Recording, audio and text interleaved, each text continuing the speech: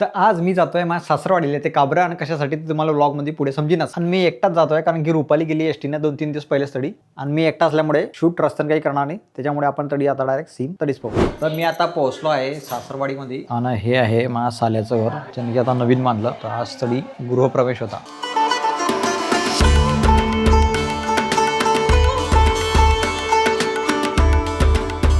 चला मी तुम्हाला आता पुरा घर दाखवते. या आहे हॉल, हे इकडे एक बेडरूम, इकडे पण एक बेडरूम आहे.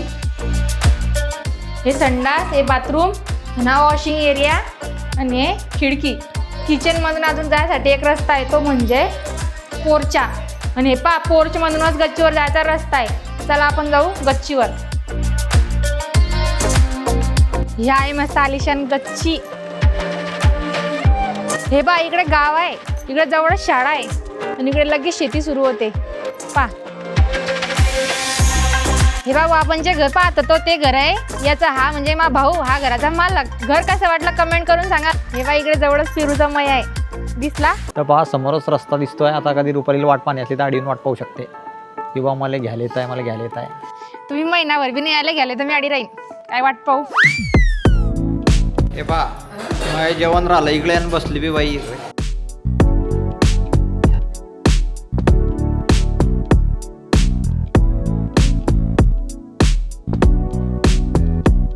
आमचे जेवण खाऊन झाले आहे आणि आता इकडे चालू आहे आमची झोपायची तयारी.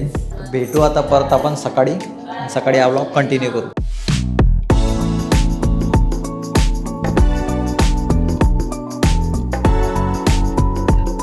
Good morning. आज आहे दुसरा दिवस आणि सकाळ झाली आहे.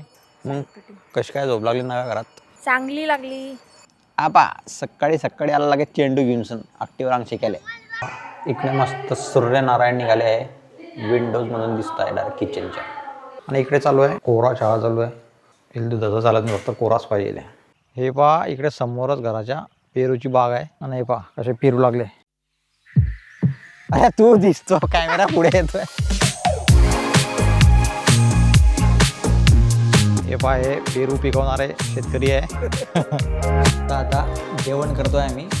जेवण झालं की आम्ही आता घराकडे निघू. यापर्यंत नुसतं कुरकुऱ्यावर जेवण चालू आहे, कुरकुरे.